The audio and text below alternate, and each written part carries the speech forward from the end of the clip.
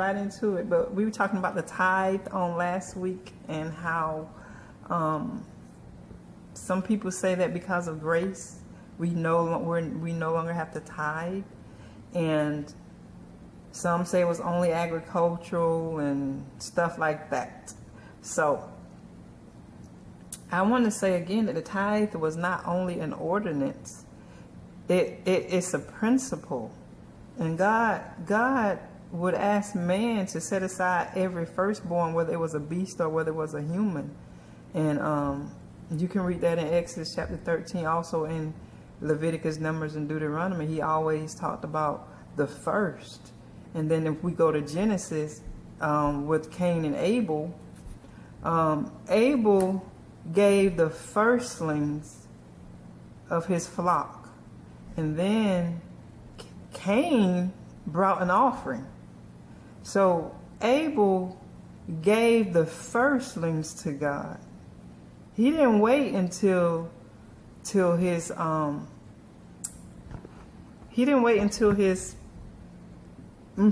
livestock produced more fruit, produced more babies. He didn't wait and see if his livestock was going to produce more babies.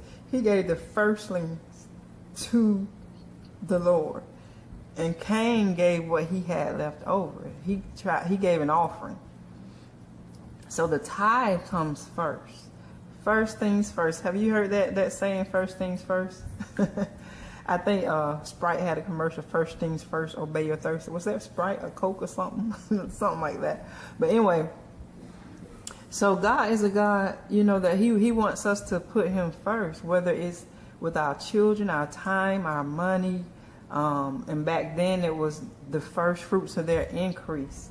And today we don't live by agriculture. I mean, everybody in the world is not farming.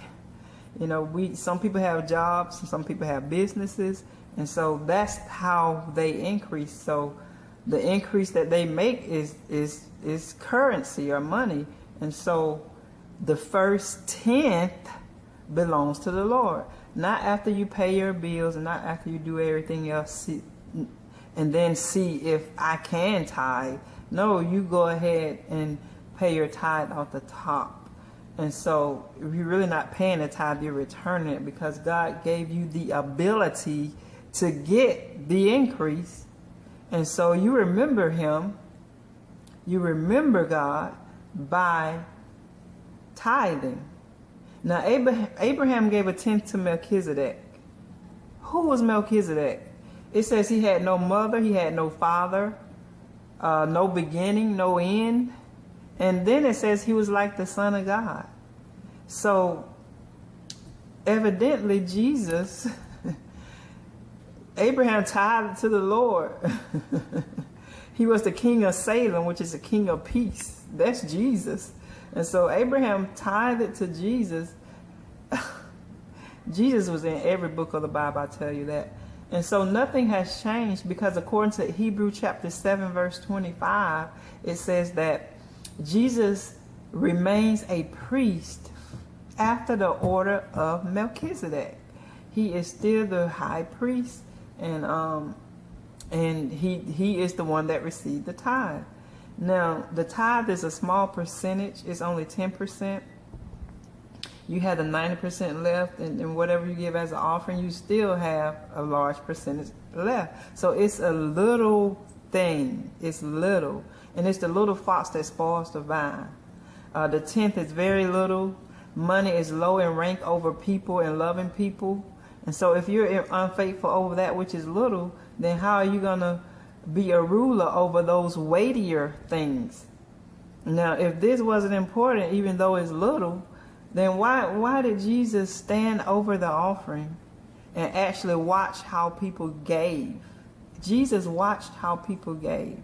And so this portion, this little portion, shows where your heart is toward God. So your tithe is your acknowledgement of your dependence upon God. And you saying, I trust you, Lord, you did this for me. I trust you to multiply the rest of what I have. But it's not going to multiply through the tithe. It multiplies through the offering. So when you give over the tithe, now tithe is your, like I said, is your acknowledgement of your dependence on God and not on the dollar or pound or franc or CD or naira. Okay, and it's acknowledgement that you're not depending totally on your job. God is your source, and it's the tithe enables your heart to change where God can trust you to be a sower, because he gives seed to the sower and bread to the eater. And in Malachi chapter 10, it talks about the tithe and how that you should bring all your tithe into the storehouse. And when all means all, you don't split up the tithe and send it to more than one storehouse. Wherever you have been fed the word, that's your storehouse. And you give the tithe to the priest there. So from the Levitical priesthood, the Levites received the tithe, and the offering went for the building of the temple. And so your tithe goes to where you're being fed the word. You don't split up your tithe, say, what if your tithe is $100,000 and you decide, okay, well, I'm gonna send 25,000 over here and 25,000 over here and 25,000 over here. Where are you being fed the word? Send it to there. Okay? Don't split it up. And he said, I'll open you the windows of heaven and pour you out a blessing that you won't have room enough to receive it. And being able to test God in this area. This is the only area he said, prove me, test me, try me, prove me. And what it means to prove him and test him in this area is say, okay, I'm going to make a decision to become a tither, and not try it for a year or try it for a month, but I've made a decision to have a lifestyle of tithing. And he said he will rebuke the devourer for your sake. And he said that your vine won't cast the fruit before its time in the field. And all nations shall call you blessed, for you shall be a delightsome land. And this is for tithing and giving the offering. So this is a heart thing. And the death blow to self begins with the tithe. The tithe is what enables the heart change. So when you become a tither, then you can become a sower. And that's all I'm going to talk about today. Thank you for tuning in. Remember to like, subscribe, share. God bless you. Until next week.